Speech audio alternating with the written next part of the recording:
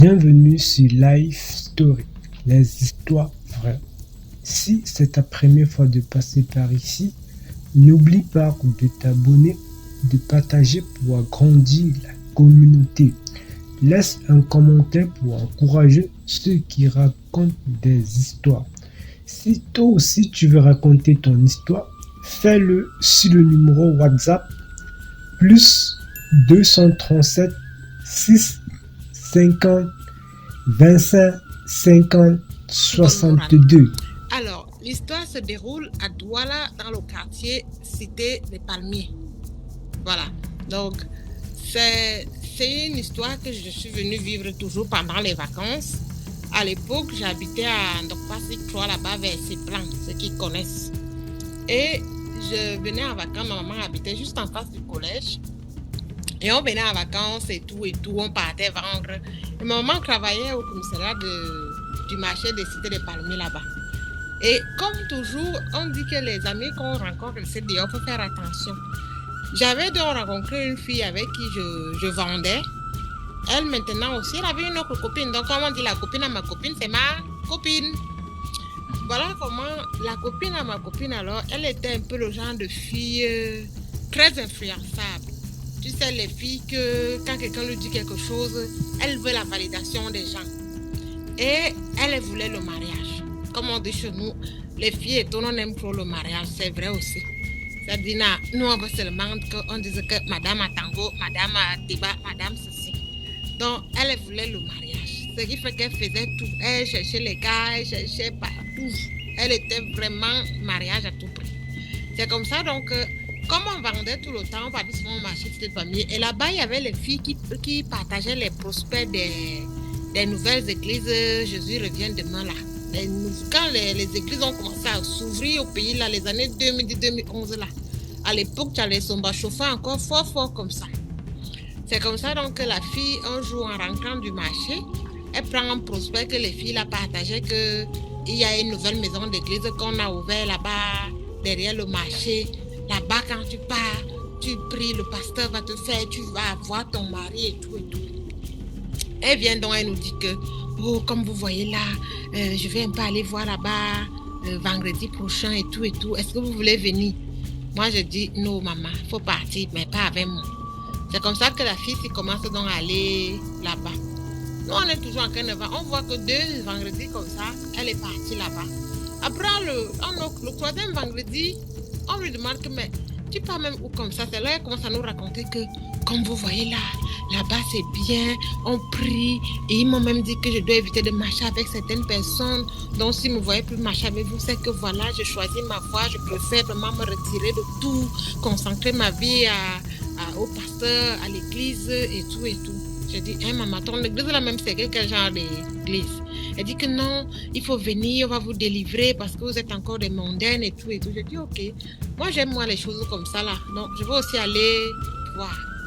Nous voilà, on traverse la petite rivière qui est juste là avant d'arriver au marché de Cité des Palmiers. On tourne comme ça, il y a même un hôtel là en face. Quand on arrive, l'église était derrière, un truc en carabote, c'était même la maison de quelqu'un. Le père a seulement tourné ça en église. Quand tu arrives à l'église, c'était une église, je vais m'appeler ça comment. Bref, tu arrives dans le machin là, dans la secte, parce que moi je pense que c'était une secte, c'était pas une église.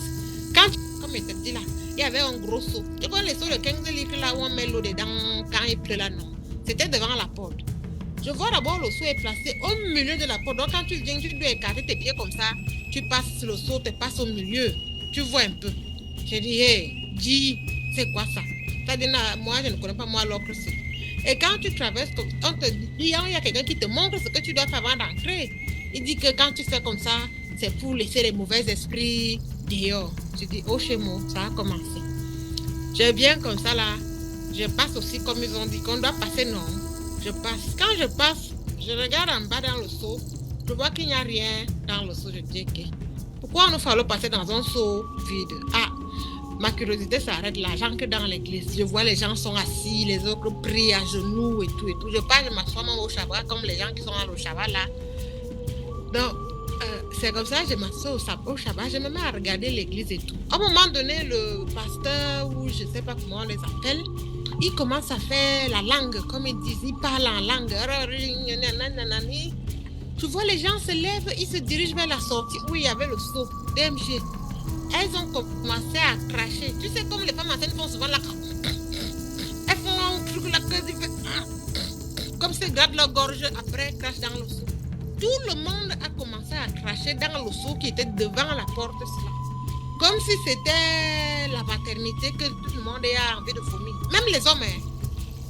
Je dis, ok, qu'est-ce qui se passe? Je reste comme ça là, je dis, ok. C'est là où je me lève aussi. Je me dirige vers la partie où les gens sont là-bas. Je les vois. Le pasteur vient, il tape sur le dos des gens comme ça là derrière. Tu sais, comme quand tu as vomi, on te tapote le dos que ça doit descendre, quoi. Je vois, il tapote les gens, il dit oui, laisse sortir tout ça, laisse sortir tout ça. Je dis, hey. Il dit, ma fille, viens, je vais prier. Je dis, non, maman, j'ai pas besoin que vous priez sur moi, ça va. Il dit que oui, je vois les esprits dans toi et tout. Je dis, oui, moi-même, je sais qu'ils sont là, donc tu n'as pas besoin de prier, sinon toi-même, tu vas fuir, donc il faut laisser ça tranquille. C'est comme ça, je repars, moi, m'asseoir. Je dis à ma copine que, qu'est-ce qu'ils font avec tous les crachats que vous faites là? Elle me dit, laisse-moi, je suis en train de prier, ne me déconcentre pas. Pendant que je parle comme ça, je vois comment une personne quitte du milieu de l'église au podium, il porte le gros souci. Il entre avec dans la salle du prêtre qui est derrière là-bas du pasteur. Il revient avec un autre seau vide. Il revient déposer encore devant la porte.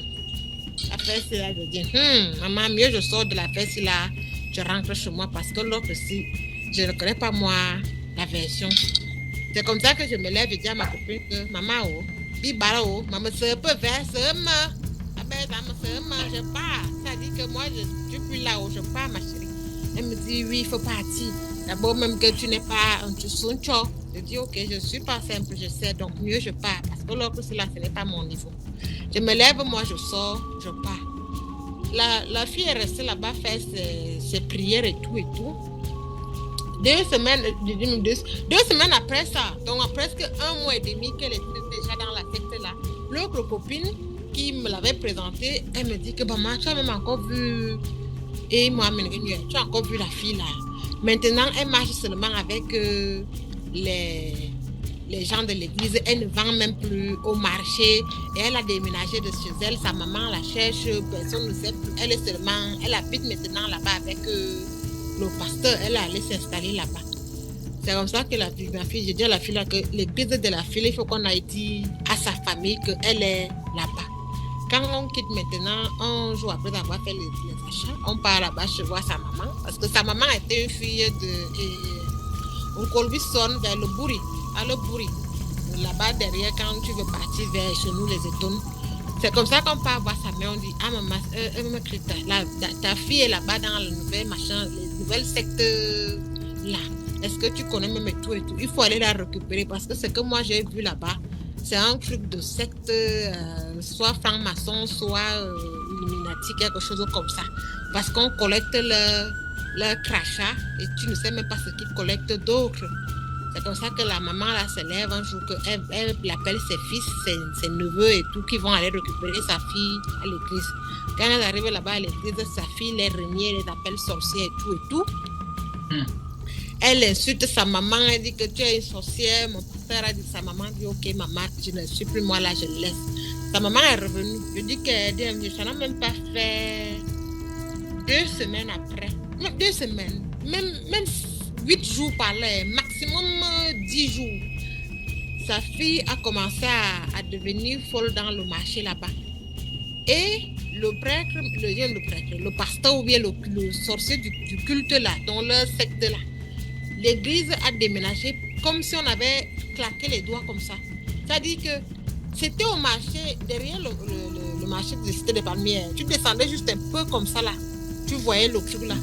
Subitement, c'est comme si on a cassé. Ou bien on a seulement transformé ça en quoi, je ne sais pas.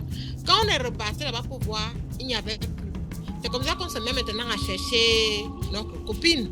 Les gens nous disent seulement qu'ils la voient souvent marcher là, elle monte et descend, Comme ça, comme les blagues comme ça, là, la fille est devenue folle. Comme on dit en éton, on a 2 soirs et tout.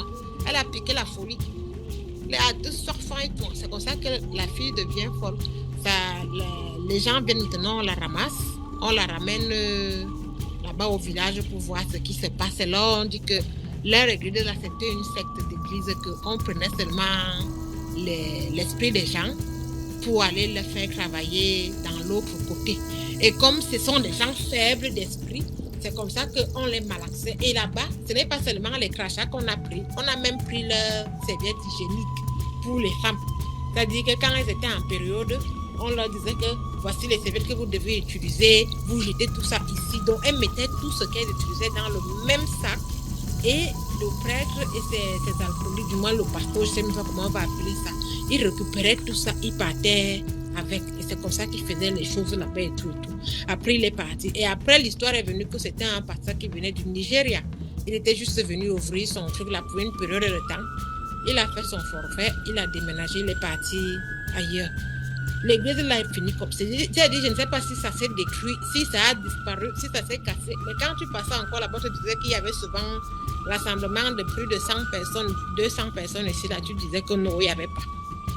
C'est comme ça que la fille est devenue folle. Maintenant, on la ramène à Yaoundé.